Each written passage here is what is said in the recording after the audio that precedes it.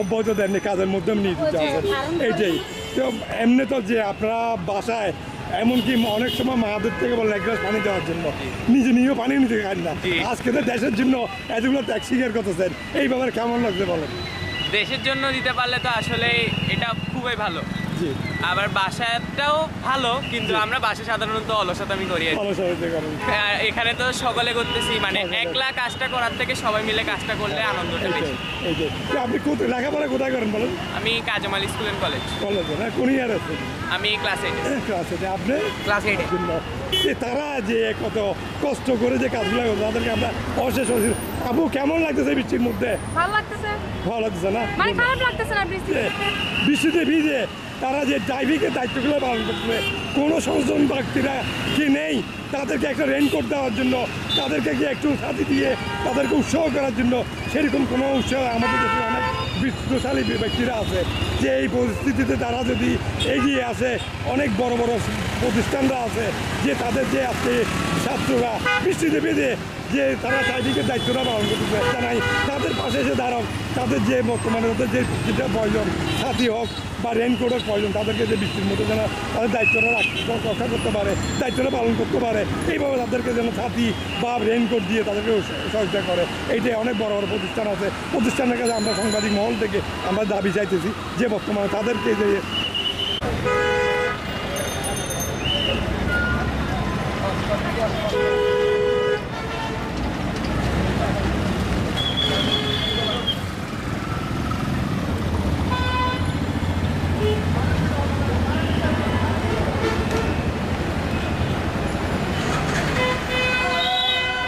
বৃষ্টির মধ্যে তারা তাদের যে দায়িত্ব, সে দায়িত্ব পালন যে অবহেলা বৃষ্টির মধ্যে তারা সে দায়িত্বটা এখনো তারা পালন এইটাই।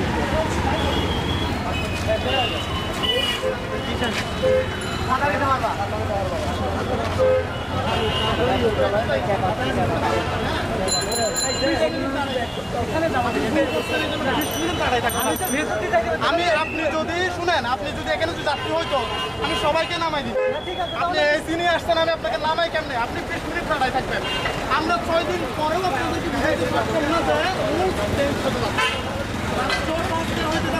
শুনেন, আপনি দাঁড়ায় থাকেন, আসেন। আপনি এটা গ্রাম গাড়ি দিতে জানেন না? বলেন জানেন? আমি আপনাকে 6 দিন ধরে, আমরা স্টুডেন্টরা 6 দিন কোম্পানির গাড়ি না। আমি শুনেন, আমার কথা হচ্ছে যদি রুলস থাকে, এটা আল্লাহ ভালো জানে, সরকার ভালো জানে, যদি রুলস না থাকে আগামী থেকে কখনো উঠবেন না। আপনার এটা কি জি এটা করতে আপনাদের টিভি চ্যানেলের নাম কি? ই প্লাস। ধন্যবাদ।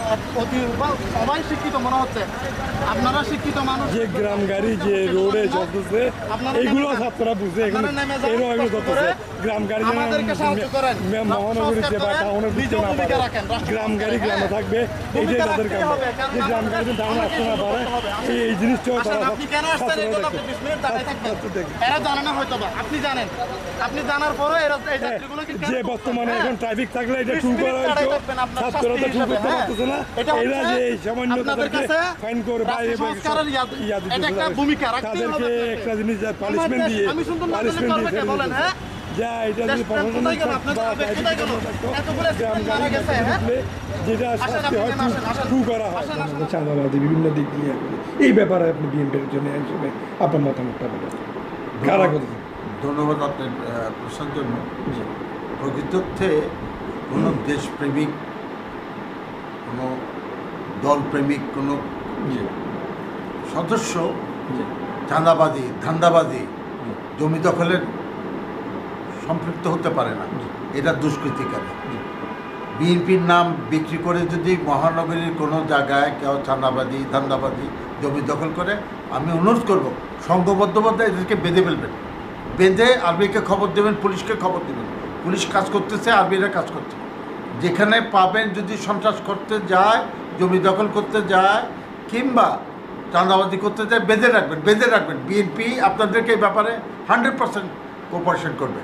আমরা দেশ চাই, কোনো চাঁদাবাজির জন্য বিএনপি না, কোনো ধান্দাবাজির জন্য বিএনপি না, জমি দখলকারীর জন্য বিএনপি না। এটা আমাদের ক্লিয়ার মেসেজ। এই ব্যাপারে আমাদের কোনো কম্প্রোমাইজ নেই। কম্প্রোমাইজ নাই।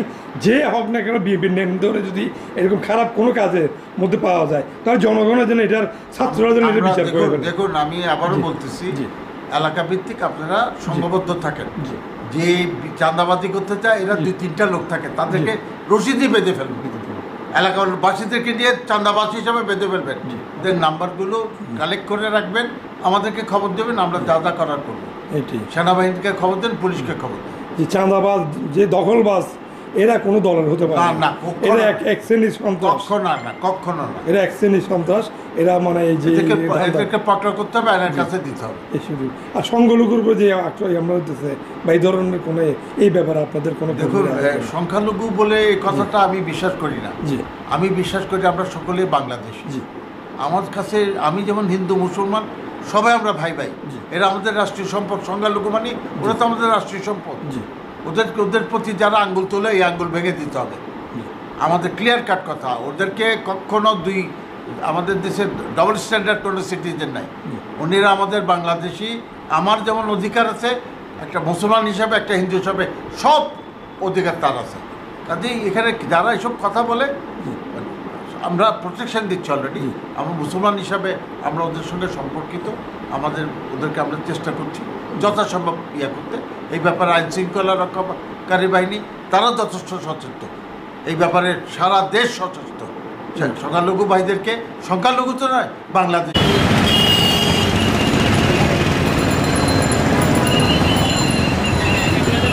আপনি ইয়েতে যাবেন, এরপরে আপনাকে আবার মানে রাস্তা পার হতে হবে। হ্যাঁ ভাইয়া, কেমন করতেছে বলো, কেমন করতেছেন আপনি বলেন, কেমন লাগতেছে? ভালো তো লাগতেছে, কিন্তু আপনার বৃষ্টির মধ্যে একটা ভোগান্তি হয়ে গেছে আর কি।